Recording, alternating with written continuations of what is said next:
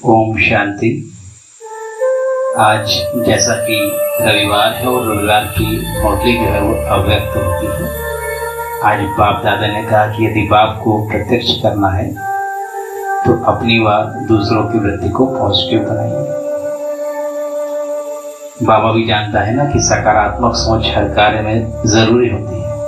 तो आज बाबा ने महावाक्य में हम लोगों को बताया कि यदि हमें बाप को प्रत्यक्ष करना है, हम बच्चों को, तो हमारी बुद्धि कैसी होनी चाहिए? बहुत ज़्यादा पॉजिटिव होनी चाहिए और दूसरों की पॉजिटिव बनाने का हमें ये कार्य करना है। वास्तव में लौकिक में कोई भी कार्य हो, यदि हमने पहले से निश्चय कर लिया कि अमुक कार्य में, इस कार्य में तो हम कभी सफल हो ही नहीं सकते, सफलता हमें प्राप्ति ही नहीं हो सकती है,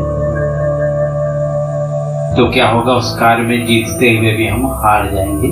जहाँ सफलता की प्राप्ति होनी होगी वहाँ पे हमें असफलता हमारे जीवन में हमें हाथ लगती है। तो ऐसी स्थिति में बाबा कह रहे हैं, हम अगर बाप को प्रत्यक्ष करना है, विश्व के मालिक को प्रत्यक्ष करना है, तो हमारी बुद्धि कैसी होनी चाहिए? पॉजिटिव होनी चाहिए। दूसरा, बाबा ने आज बहुत प्यारा वरदान दिया है हम बच्चों को, समय प्रमाण हर कार्य को सफल होने वाली ज्ञानी आत्मा भव। समय प्रमाण हर कार्य में सफल होने वाली ज्ञानी आत्मा भव। बाबा ने आकर हम बच्चों को सबसे पहले क्या दिया? समझ दिया।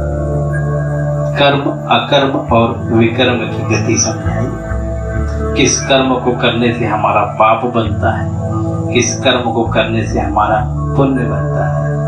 तो बाबा ने बताया कि कौन से कर्म करने से हमारी कौन सी गति होती है, किस कर्म का हमें क्या फल मिलता है। तो बाबा ने हमें ज्ञान के द्वारा समझ दी है। सबसे पहले क्या चीज है कि बाप दादा ने हम लोगों को ज्ञान के द्वारा समझ दी है, और ज्ञान का अर्थ होता है समझ। जो समझदार होता है वह कभी धोखा नहीं खाता। वास्तव में हम जिस रास्ते पे एक बार चले जाते हैं तो हमें उस रास्ते में पता चल जाता है, ये रास्ते में यहाँ पे ये गड्ढा है, ये रास्ता यहाँ पे ऐसे घुमा हुआ है, तो बड़ा आसान होता है ना? हो जाता है ना बहुत आसान कि कहीं जाना हो, रास्ते में हम पहले से निकले हुए हो तो रास्ता बहुत आसान हो जाता है कि इस रास्ते से हम जाएंगे तो वहाँ पे इस जगह पे ये दिक्कत आएगी, यहाँ पे हमें संभल के चलना है। तो हमें रास्ते का ज्ञान है ना। तो ज्ञान माने समझ, और समझदार व्यक्ति को कभी भी धोखा नहीं मिलता है, कभी भी उसको धोखा नहीं मिलता। उस व्यक्ति को समझदारी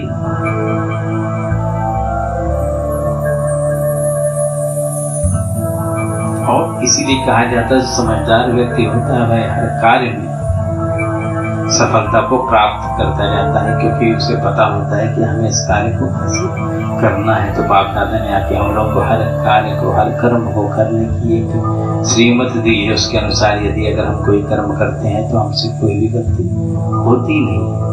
और दूसरा,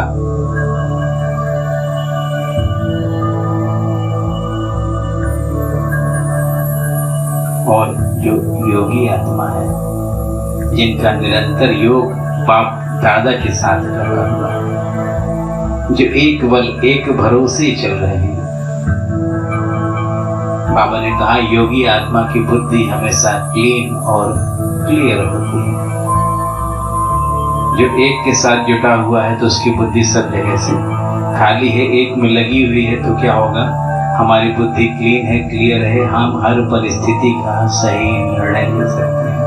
लेकिन यही बुद्धि हम थोड़े समय के लिए हर जगह पे थोड़ी थोड़ी फंसा दी। हमने बुद्धि को फंसा रखा है संबंध में, व्यक्ति में, वस्तुओं में, वैभवों में और देह में। और बाबा कहते हैं योगी आत्मा की बुद्धि कैसी होगी? क्लीन और क्लियर होगी। यानी जिसकी बुद्धि क्लीन और क्लियर है उसी का बाप दादा से योग लगा होगा।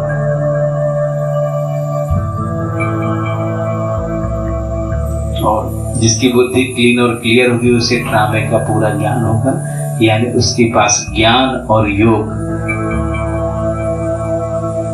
दोनों की संपूर्ण जानकारी होगी। और जहाँ ज्ञान और योग दो चीजें हो जाती हैं वहाँ हम पाते हैं कि वह आत्मा कभी भी किसी भी परिस्थिति में यह नहीं कहती कि फला व्यक्ति ने, अमुक व्यक्ति ने मेरे साथ में यह क्यों किया, क्योंकि उसे समझ होगी ना कि अगर हम इस कार्य को कोई व्यक्ति हमारे जीवन में कर रहा है तो ये हमारे ही किसी कर्मों का रिटर्न है। पहली चीज ये, दूसरा ये कि ड्रामे में यह सीन आना था तभी आया है, तो क्या, क्यों और कैसे के क्वेश्चन नहीं पड़ते हैं।